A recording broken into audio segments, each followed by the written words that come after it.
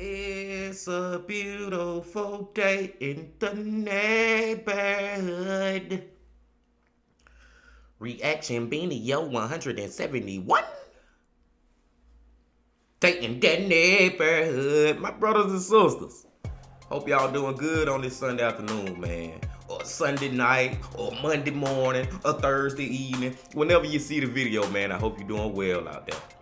And I know I said I wasn't gonna put out another reaction video till Monday, you know what I'm saying? Cause I'm working on my true crime video. And it's coming together good, y'all. I got the story together. I just gotta put together how I'm gonna tell the story and do all this and that and that. But so far so good with it. But when I woke up today and I turned on YouTube, I seen this certain guy had put out another big video. And y'all already know who that guy is. MrBallen. Yes, sir. Yes, ma'am. Back to goddamn MrBallen. If MrBallen put out a video, then goddamn, we got to watch that bitch soon as he put it out. And the title of the video is The Bell Witch Hunting. I don't know where we going with this, but I already know it's gonna be good, man. I'm just ready to get into it, bro. But before we get into it, my people, y'all know what y'all got to do.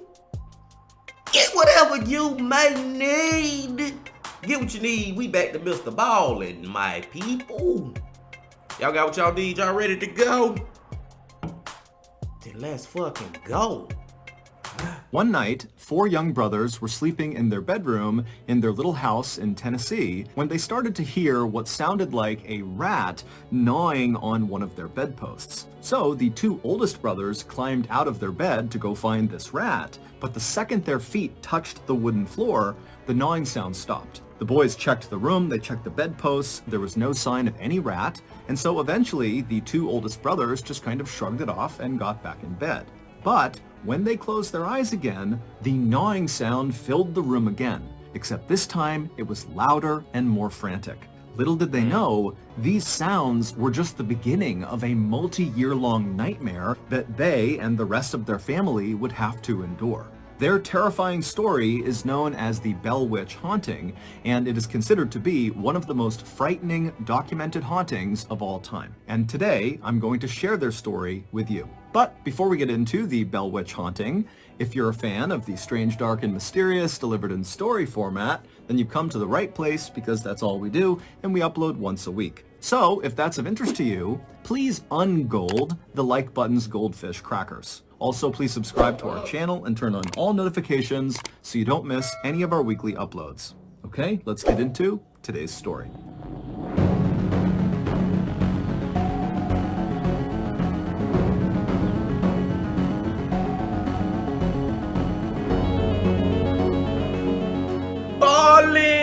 In 1804, a man named John Bell decided his farm in North Carolina was just too small for his growing family. So he, along with his wife Lucy and their 6 kids, packed all their belongings onto wagons and then traveled more than 600 miles west to this 1,000-acre patch along the Red River in northern Tennessee. The area they settled was known as Robertson County, and at the time, it was very rural and basically nobody lived there. And so the Bell family, when they arrived in Robertson County, fully expected to have to work with the few families that were there to build up the settlement. Basically, they wanted to build a town from scratch. But this was the kind of work that John Bell was born for. He was raised on a farm where he had a reputation for working extremely hard and never giving up. John was very generous and excellent at working with other people. In fact, when his family was still in North Carolina, John and his very gentle and sweet wife Lucy would open their door to anybody who needed a place to stay or a hot meal, and sometimes John would just give money to his neighbors when he felt like they were down on hard times. So, after arriving in Robertson County, and after the Bell family had met their few neighbors, John Bell got right to work. First, he began clearing trees off of his land, and then with that lumber, he built a 1.5-story log house up on this hill not far from the Red River. And in fact, the Red River was a very popular picnic spot and fishing spot for the few people that lived in Robertson County. And so in virtue of the Bell's house being so near the river, the Bell family was always running into their neighbors and saying hi and making friends. And so it wasn't long after John and his family had arrived and built this house that the Bell family became one of the most popular families in the area. And for many years, the Bell family lived a very happy and prosperous life in Robertson County. Most mornings, John would wake up first, and then he would rouse the children, who would then leave the house and walk through the nearby woods to go to their school, and then they'd come back before sunset, and then while the kids were at school during the day, John and his older sons would go out and work the land or help build structures around town to build the settlement up, or they would build the boats that they would use to transport the tobacco and meats they produced on their farm down south for trade. John and Lucy would have 3 more kids while in Robertson County, and before long, their oldest children began getting married and starting families of their own and building their own houses nearby. But one... Bruh, it just amazed me, y'all, how back then people used to actually like build up towns like literally on their own. Like nowadays, man, imagine, people get houses built, and hopefully one day, Lord willing, I get enough money where I can have my own house built. But I'm not finna do the goddamn work. I'm finna hire somebody else to do it. These people was literally building towns and goddamn houses, stores, all that, schools. They was building it all up themselves, bro. It kind of make me feel like we kind of ass backwards. Like, you know what I'm saying? Like, people back in the day knew how to do shit that humans don't know how to do now. You know what I'm saying? Them folk back in the day actually knew how to build houses. We don't know how to do that shit unless we actually in that field of building houses. It's just crazy to think about that. But let's go. One summer day in 1817, so 13 years after the Bell family first arrived in Robertson County, John would have a very strange experience that at the time he would completely write off. But years later, they would look back and say, that's when it started. On that summer day in 1817, John was by himself. He was out walking through his cornfield near his house when he looked out and he saw this big dog just sitting in the middle of the cornfield. Now, there were lots of dogs around Robertson County, so it wasn't unusual to run into a dog while you were out and about. But there was something off about this dog. It almost looked misshapen, like its bones had broken many times over and reset at awkward angles. And this dog just looked way too big to be a dog. It almost looked more like a big wolf. And this dog was staring at John in a very human way, not breaking eye contact, staring right at John. Now, John was not someone who easily spooked. But standing in this cornfield, staring at this dog who was staring right back at him, John couldn't help but feel totally unsettled and a little bit panicked. And so John, who had his rifle with him, raised it and fired in the direction of this dog. And when he did, the dog took off running. And so John, he watched as this dog galloped away from him and disappeared into the tree line of the forest far away. And once the dog was totally out of view, John marched forward to the spot in the cornfield where this dog had been sitting. And when he got there, he was expecting to see the corn kind of pressed down from where this big animal had been sitting, but it wasn't. There was no sign that any big creature had been sitting right there. And as he looked around him, he saw there were no paw prints, no tracks on the ground, either coming to this spot or going in the direction that he watched this big dog run off. John was totally confused by this, but after sitting there kind of wondering how this could be, he just told himself, you know what, I'm overthinking this. It was just some big ugly dog and a missed shot. This is no big deal. And so John promptly turned around and walked back to his house, forgetting all about the dog. But not long after John saw this dog in the cornfield, his family began experiencing other strange things back at their house. At night, after the Bell family had climbed into bed, they would start hearing a knocking sound on the side of their house. And as soon as they got up to go inspect it, the knocking would stop. And then they'd lay back down again and they would hear it again, except it was coming from another side of the house. It was like there was someone or something outside of their house, just kind of circling around them, periodically knocking on their walls. Now, John was convinced this was not the work of some animal. This was a person, a prankster, and they were hiding out in the woods somewhere. And so he instructed his family not to mention the tapping sounds to anybody in town because he thought somebody in town was doing this to them, and he didn't want them to know that they were onto them. He wanted these pranksters to come back and do it again so he could catch them in the act.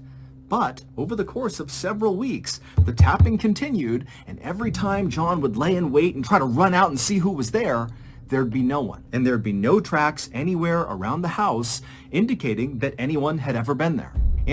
Now, see, this is around the time where I was starting to get a little nervous, y'all, if I was this family. Especially John, because he already did seen a ghost dog or whatever the fuck that was. You know what I'm saying? And now this shit happening at your house, bro, and you can't never catch you doing it. Every time you open your door, you don't see shit. You don't see no tracks around your house. Oh, this the time where my alert level would start to creep up. It would start to get high now. Oh, hell no. And as unsettling as these knocking sounds were for the family, they were nothing compared to the things that happened next. Oh, shit. My pet frog, Seagull Lung, is a huge fan. Here come MrBallen with a commercial, y'all. Shit. God damn it. That's some good shit I'm smoking. But no, y'all. Hell no. Shit. I would get fucking nervous, man. I would get fucking nervous at this point, bro. God damn, MrBallen, how long this shit is? Y'all fuck with HelloFresh. And let's go. Again, go to HelloFresh.com and use code MrBallen21 for 21 free meals and free shipping. Okay, back to the story.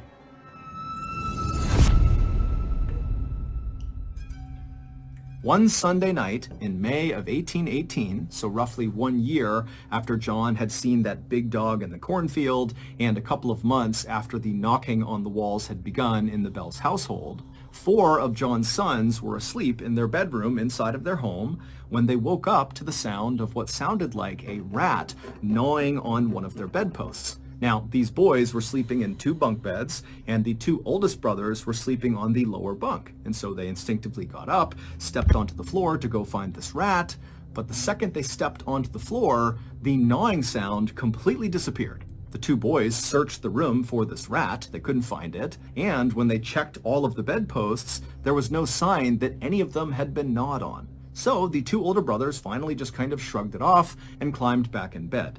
The moment they closed their eyes, the gnawing sound began again. Except now it was louder and more frantic, like whatever was under there was desperately trying to chew through the wood of their beds. But again, when the 2 older brothers leapt out of their bed to go find whatever animal was doing this, the sound would completely stop and the room would go still. The boys searched the room again. There was no sign of any rat or any animal. There were no marks on the underside of their beds, and so they had no idea what to make of this. The gnawing sounds would continue all that night, making it nearly impossible for these boys to sleep, and it would happen again the next night the same way. But on the night after that, so the 3rd night, the boys heard a new sound in their room. As they're laying in their beds, exhausted from barely sleeping the last 2 nights, they began hearing what sounded like someone gasping for air underneath their beds. Like they were being choked. They were gulping and smacking their lips and clawing at the underside of the beds. The 2 oldest boys were terrified, but eventually worked up the courage and leapt from their bed to confront whatever was underneath them. But again, as soon as their feet hit the floor, the sounds completely stopped and the room went still. But this time, the boys were so frightened, they decided not to try to just go back to sleep. Instead, they woke up the rest of their family, and the Bell family searched the entire house, top to bottom, looking for any indication of what could have been making those sounds. But there was nothing in their house. There was no marks from some animal or rat. I mean, there was no indication that anything was other than normal. Now, to this point, the Bell family had not told anybody in town about either the knocking sounds on the walls, or the rat gnawing sounds, or now the gulping for air sounds. And a part of that was because John had told the family, don't tell anyone because we're going to catch whoever's doing this. But another part of it was the family knew as soon as they brought this stuff up, they could be the target of ridicule because people wouldn't believe them. But after this night, with the gulping and gasping sounds, the Bell kids really could not sleep anymore. They were just up all night, terrified. And so finally, John went to one of his neighbors who he was very close with and confided in him that something weird was happening inside of his house. Now, John was not the kind of person who made things up. He was very straightforward, very honest. He didn't even tell jokes. And so this neighbor, as he's listening to this unbelievable story, just takes John at face value and says, you know what? I'll stay the night in your house and I'll see if I can hear all these strange sounds. That night, the neighbor would stay with John Bell and his family in the Bell household. And sure enough, the neighbor would hear the tapping on the walls, he would hear the rat gnawing on the wood post in the boys' room, as well as that gasping and gulping sound coming from the boys' room.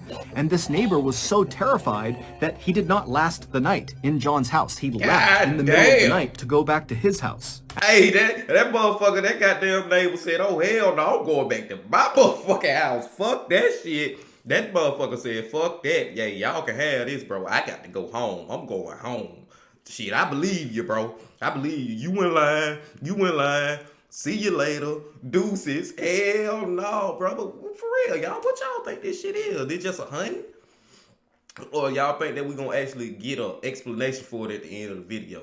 I don't think we get no explanation. But it's just crazy to hear MrBallen tell this story. I'm just sitting here like this. But that neighbor said, fuck that. He said, fuck that. But let's go. After this, word spread quickly around Robertson County about what was happening at the Bell household, and the way the townspeople reacted was very supportive. I mean, the Bell family had been instrumental in building up the settlement, and John and his wife Lucy were so kind and generous, and so the townspeople decided that they were going to find a way to rally around the Bell family and try to help them. So other people in town began volunteering to spend the night inside of the Bell household with the Bell family. One, because they wanted the Bell family to feel some security, having some more people around them. And two, these people were thinking that maybe just their presence inside of the Bell household would scare off whoever or whatever was tormenting the Bells. But no matter who stayed inside of the Bell household, the noises persisted every single night. Townspeople came up with all sorts of explanations for what was happening to the Bell family, ranging from, John's youngest daughter must be behind this because she wants attention, or other people said maybe there's a family or an individual that hates the Bell family and they're targeting them and they're behind this. There was even a theory that someone in town had learned ventriloquism, which is a kind of performance where the ventriloquist throws their voice so it sounds like it's coming from somewhere else, not from their body. And so the idea was this ventriloquist was just a prankster and they were screwing with the Bell family. But the townspeople searched the Bell's house with the Bell family over and over again, and they never found any sign of what could be making these noises. The people in town even went so far as to have people watch each member of the Bell family as they slept at night to make sure none of them were responsible for these sounds. And sure enough, as the Bell family was being closely monitored, the noises would start, and it was very clearly not coming from anyone in the Bell family. As the months went on, and the Bell family was forced to endure whatever was going on inside of their home, the people in town started to notice something odd about John Bell. Normally, John was a very engaged person, that when he spoke to you, he was locked onto you and really paying attention. But at some point, after these mysterious things began happening at his house, John would be talking to someone, and then suddenly his eyes would kind of gloss over and his jaw would go slack, and it would look like he was staring off into the distance. And then his face would start to twitch. And at first, these twitches were fairly minor and were centered just around his eyes. But over time, these twitches became much more dramatic, to the point point where his jaw would start to kind of quiver up and down, and his eyes would begin blinking out of sync. And then when the twitching finally stopped, John, without saying a word to the person he had just been talking to, would just wander back to his house. He'd go up to his bedroom, and he would sit on his bed for hours and hours and hours, just staring at the wall, not eating, not drinking, not saying anything. The bell... Okay, now it's time to get the fuck up out the house. It's time to pack up and get the hell up out the house. It's probably time to get the hell up out of this town. You know what I'm saying, bro? Like, hell no, we got to get away now. My damn daddy, John, you know what I'm saying? He possessed us. Something wrong with him off this shit. Now it's time to go. For real, bro. But let's go. Bell family felt like they were hostages in their own home. They had no idea what was causing these things to happen or why they were happening, and they were all filled with this constant sense of dread. As for the townspeople, most of them had come to believe that whatever was happening to the Bell family was likely caused by their neighbor, Kate Batts. Kate was known to be very eccentric and kind of unpleasant, and she was known to be fairly unlucky because her husband had become disabled and her 3 kids had all died young.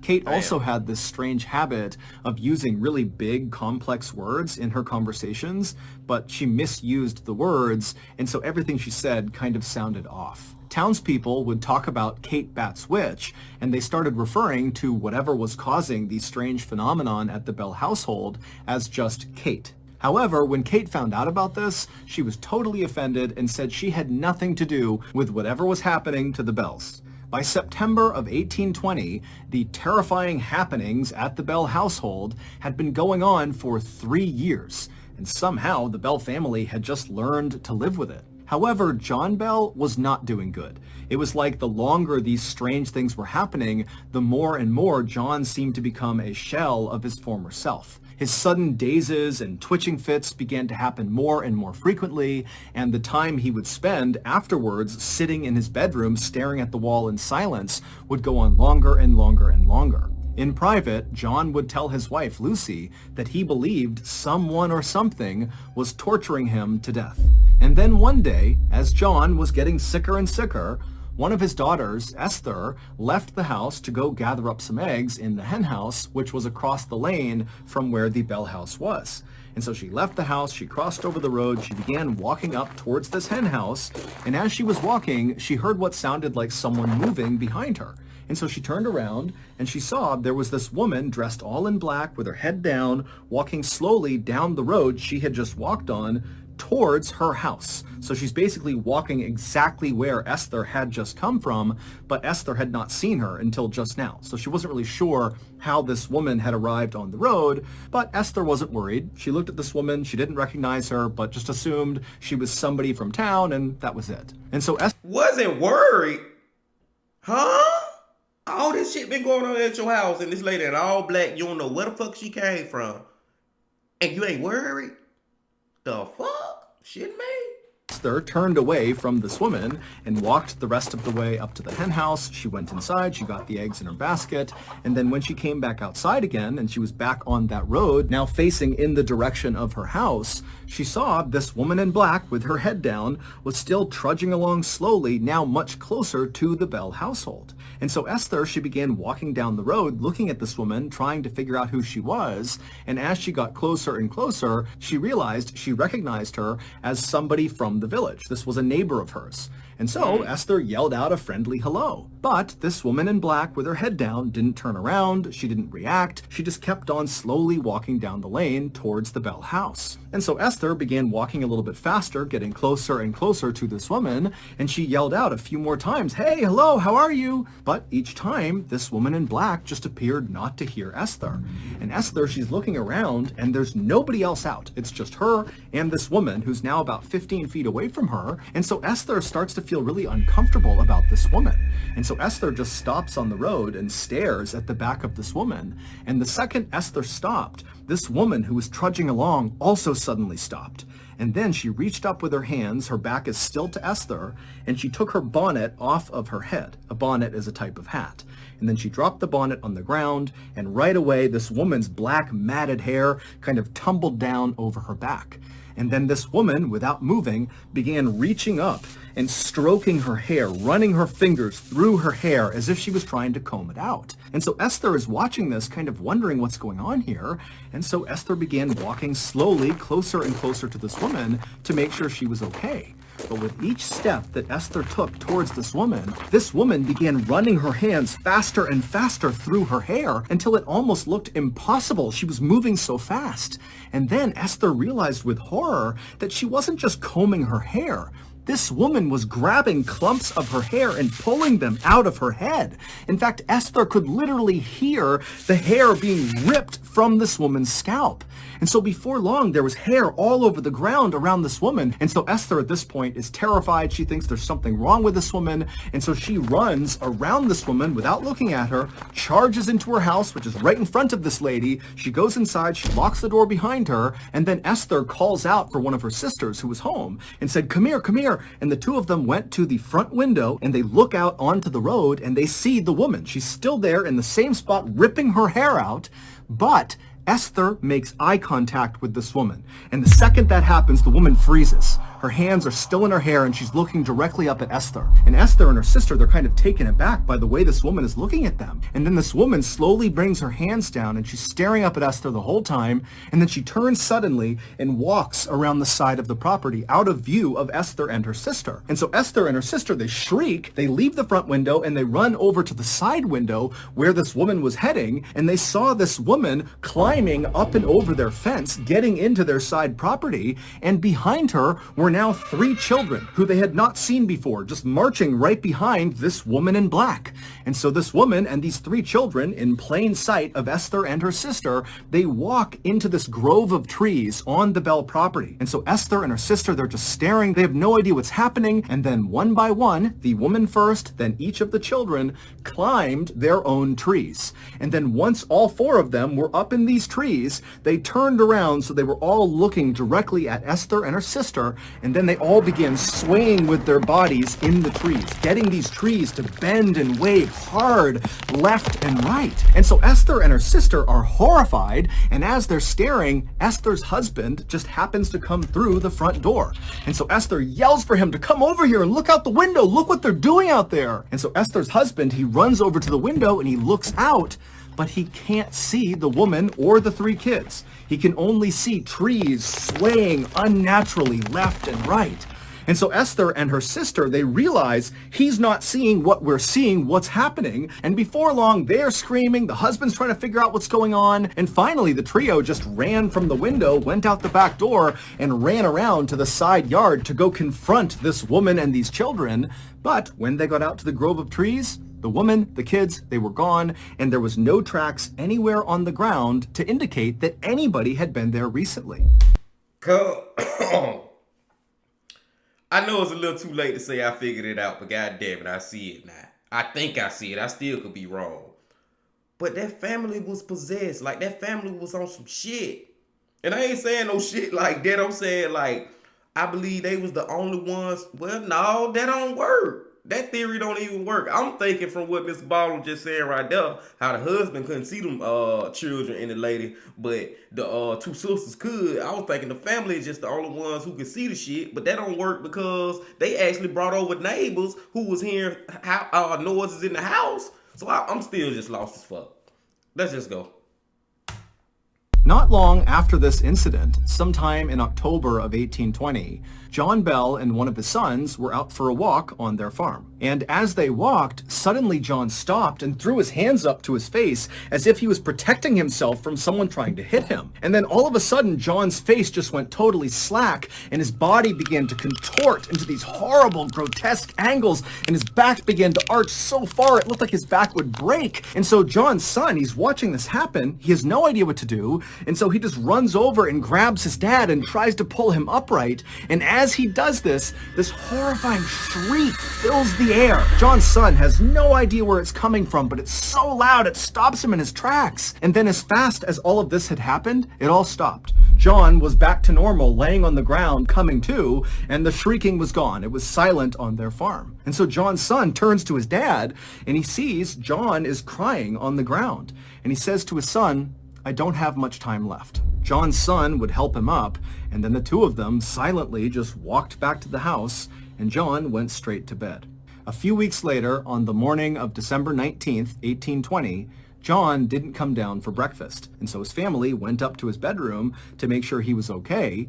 But when they found him, he was still laying in bed, he was breathing, but no matter what they did, they couldn't wake him up. And so one of John's sons ran to the medicine cabinet inside of their house, but when he opened it up, all the medicine was gone, and in their place was this strange glass vial that contained a smoky, dark liquid that the son had never seen before and no one in the family had seen before. And so the family immediately called for a doctor to come to their house, both for John and also to see what this liquid was. And so the doctor showed up. He didn't really know what to do for John. It didn't make sense that he just was not waking up.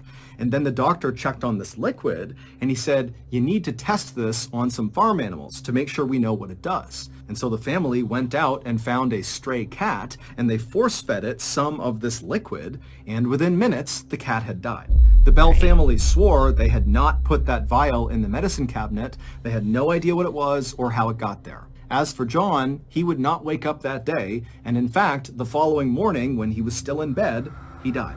After John's death, these strange occurrences at the Bell household basically all came to a stop, for the most part. Some people in town reported, after John's death, seeing strange lights floating around the Bell property, and also sometimes they reported hearing a strange sing-song voice kind of coming from somewhere out around their property.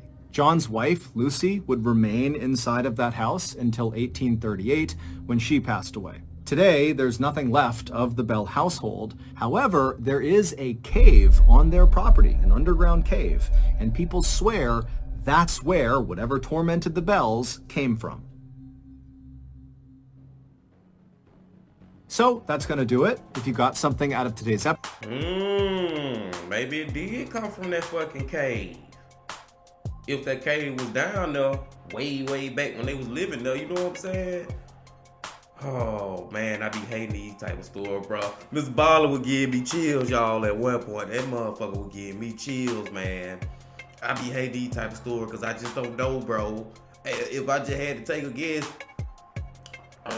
I guess I lean toward that the daddy had somehow got possessed with a demon or something, a spirit or something. I don't fucking know. I ain't got no guess for y'all on this one, man.